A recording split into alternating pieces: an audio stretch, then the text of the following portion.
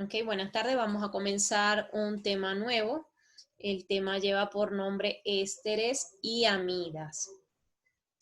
Este tema o estos compuestos que vamos a ver en este tema son compuestos que se derivan de los ácidos carboxílicos.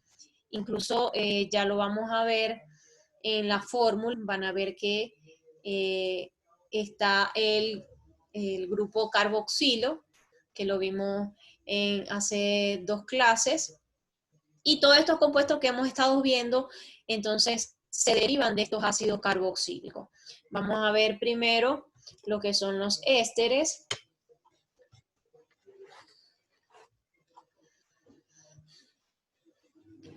Vamos a esperar que responda la tecnología. Ok.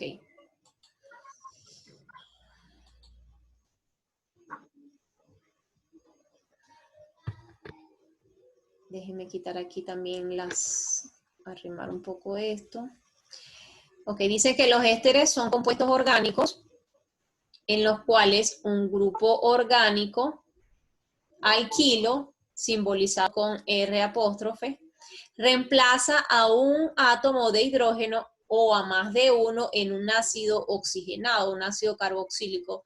Si ustedes recuerdan, cuando vimos los ácidos carboxílicos tenían esta fórmula, esta fórmula. El doble enlace con el carbono, otro oxígeno y un radical. Entonces, ¿qué va a pasar con los ésteres? Cuando un ácido carboxílico pierde un hidrógeno, ¿ok? Entonces, se convierte en un compuesto nuevo llamado éster, ¿ok? Aquí en los ésteres, este hidrógeno va a ser sustituido por otro radical, que puede ser de diferentes tipos. Ya los vamos a ver más adelante. Entre algunas de las propiedades químicas de los ésteres tenemos que la cadena se rompe siempre en un enlace sencillo, ya sea entre el oxígeno y el alcohol, o el radical, ya sea entre el oxígeno o el grupo R. Este R es el radical, ¿ok? Y aquí tenemos este CO es el doble enlace. Eliminando así el alcohol o uno de sus derivados. La saponificación de los ésteres, llamada así por su analogía con la formación de jabones, es la reacción inversa a la esterificación. Los ésteres se hidrogenan más fácilmente que los ácidos, empleándose generalmente el éster etílico tratado con una mezcla de sodio y alcohol, y se condensan entre sí en presencia de sodio y con la acetona. Esto habla un poco, bueno, esto habla de lo que es el comportamiento químico de estas sustancias, ¿ok? Dice que se condensan entre sí en presencia de sodio y con la acetona. Habla de que la ruptura se da, ¿ok?, entre el oxígeno y el grupo carbonilo. Es fácil que se dé esa ruptura. Tenemos en cuanto a la nomenclatura, ¿verdad?, que ellos se van a nombrar partiendo del radical ácido, ¿ok? Tenemos que, aquí vemos el grupo funcional,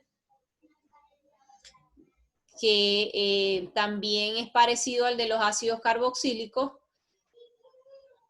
pero vamos a sustituir la terminación de los ácidos, que en este caso, si lo vemos así como si fuera un ácido, este éster viene del ácido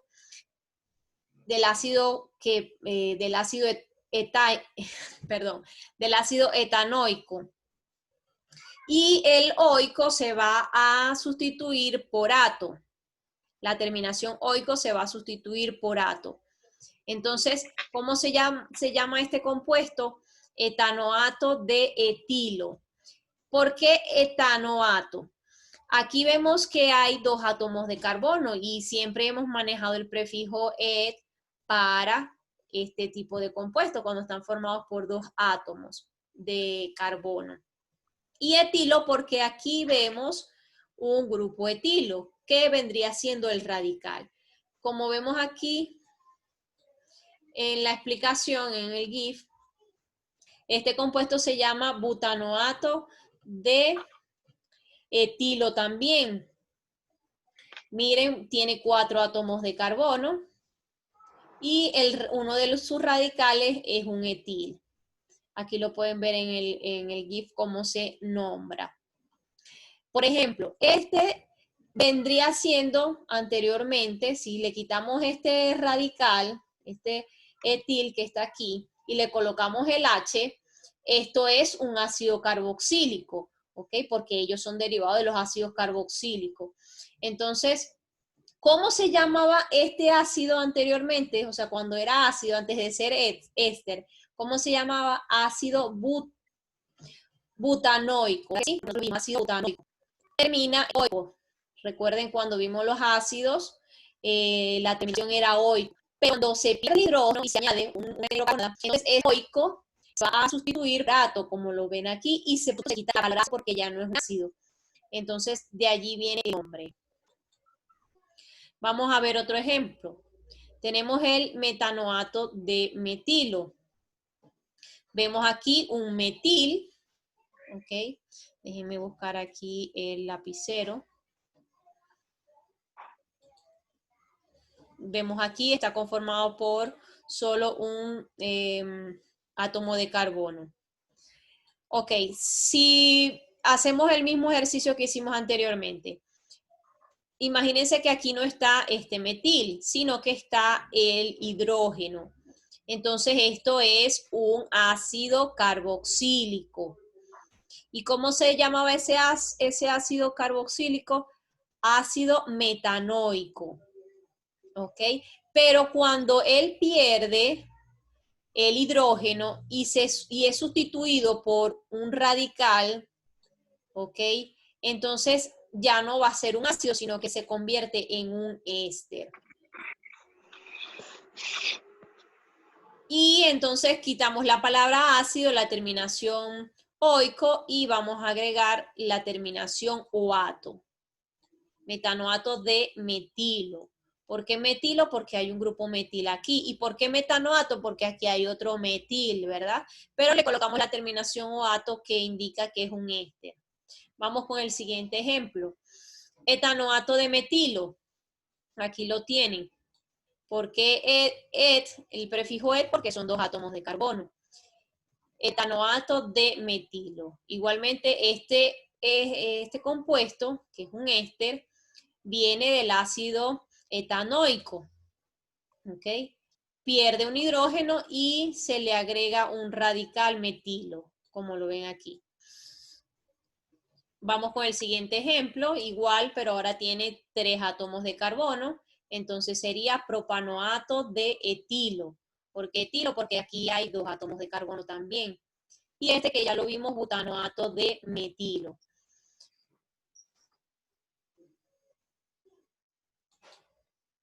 Vamos con el otro grupo de compuestos orgánicos que quiero mostrarles en la clase de hoy, que son las amidas.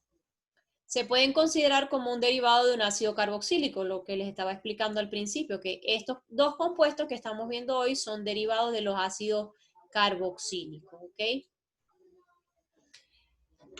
Por sustitución del grupo OH del ácido por un grupo NH2. Esto es lo que va a identificar a este grupo de compuestos orgánicos, la presencia de este grupo NH2, llamado grupo amino. También puede ser NHR porque puede tener un radical o puede tener 2 radicales, como lo vamos a ver más adelante. Entonces, ¿cuál es la diferencia aquí? Que se pierde el OH, que es del grupo carboxilo, aquí estaba un OH, se perdió ese OH y se agrega un grupo amino, ¿ok? Que está formado por un nitrógeno.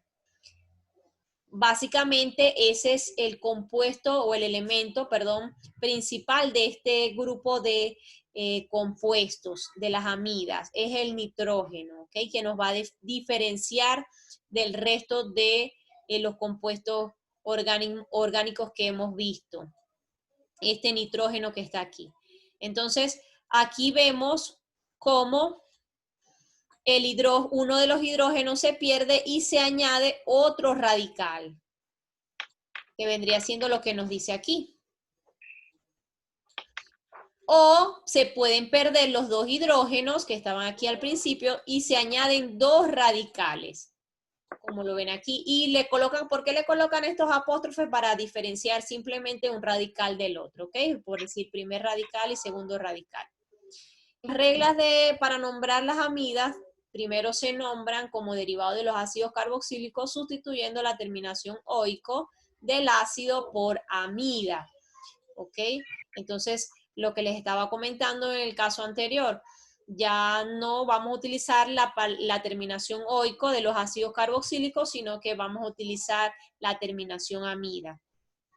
En la segunda regla nos dice que las amidas son grupos prioritarios, es decir, cuando hay varios grupos funcionales dentro de un mismo compuesto, hay una regla que nos indica cuál es el de mayor importancia. Y en base a esa importancia es que se van a nombrar estos compuestos. Aquí nos están diciendo que las amidas son un grupo prioritario frente a aminas, alcoholes, cetonas, aldehídos y nitrilos. Es decir, que cuando hayan alguno de esos compuestos o de alguno de esos grupos funcionales en una fórmula, va a ser prioridad la amida, es decir, que se va a nombrar el compuesto como una amida. La tercera regla, ¿verdad?, nos dice que las amidas actúan como sustituyentes cuando en la molécula, hay grupos prioritarios. En este caso proceden el nombre de la cadena principal y se nombran como carbamoil. Número 4, la cuarta regla nos dice que cuando el grupo amida va unido a un ciclo, se nombra el ciclo como cadena principal y se emplea la terminación carboxamida para nombrar la amida. Vamos a ver algunos ejemplos. Ok. Aquí tenemos una amida. Vemos que tiene 3 átomos de carbono. Ok, entonces, en base a eso, por supuesto, va a originar el nombre, etilpropanamida.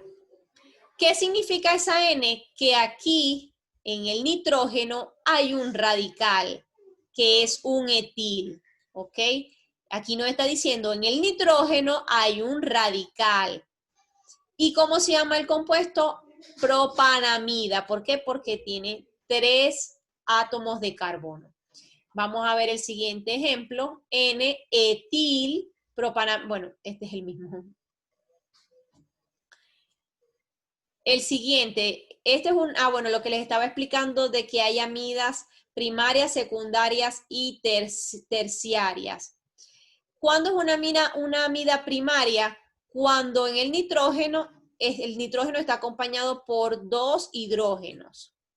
¿Cuándo es una amida secundaria? Cuando un hidrógeno es sustituido por un radical, como lo vemos aquí en este ejemplo de arriba, en estos ejemplos de arriba. Que un hidrógeno es sustituido por un radical, en este caso un etil. Y la amida terciaria es cuando los 2 hidrógenos que están aquí, miren, los 2 hidrógenos son sustituidos por radicales diferentes, ¿ok? Entonces, esa es la clasificación de las amidas. Amidas primarias, amidas secundarias y amidas terciarias. Vamos a ver algunos ejemplos. Este compuesto es una etanamida. Tiene 2 átomos de carbono. Termina en amida. Etanamida. Butanamida. Estas son amidas primarias, ¿ok? ¿Por qué son primarias? Porque como lo vieron en la lámina anterior, se mantiene el H2, NH2, el grupo amino está de esta manera.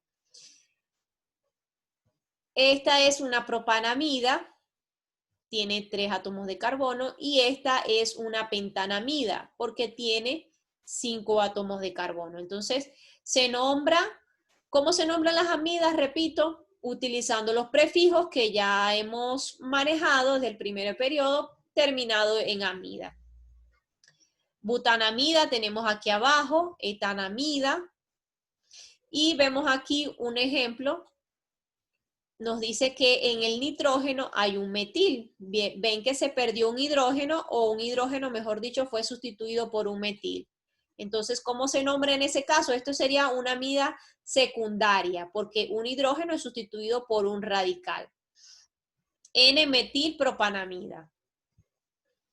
Y aquí vemos que en el nitrógeno se perdieron los dos hidrógenos o se sustituyeron, mejor dicho, por dos metiles. Por eso que miren, ve, CH3 y está entre paréntesis con este 2, que quiere decir que hay dos metiles. Y por eso lo ven aquí, de esa manera, que en el nitrógeno hay un dimetil. Y el compuesto completo se llama butanamida, porque tiene 4 átomos de carbono. Entonces esa es la manera de nombrar este tipo de compuesto. Cuando vayamos a hacer de pronto el acumulativo, es importante que por lo menos sepan nombrar las amidas primarias, que son las más sencillas. Lo único que tienen que colocar es el prefijo y terminado en amida. Eso es todo. ¿Ok? Sin embargo, cuando son secundarias o terciarias también es muy sencillo. Quería hablarles un poco solamente de la utilidad, pero de manera muy sencilla. Ustedes tienen que investigar en sí otros ejemplos u otras utilidades de estos compuestos. Los ésteres nos dicen que comercialmente el acetato de etilo y el acetato de butilo son los ésteres más importantes y que son usados como disolventes para nitrocelulosa y como materia prima en la fabricación de lacas. Otros ésteres de mayor peso molecular son empleados como plastificantes, ¿ok? En cuanto a las amidas, podemos decir que la amida más importante es la urea, ¿ok? Esta es la fórmula, que es una diamida. Miren que tiene dos grupos amidas.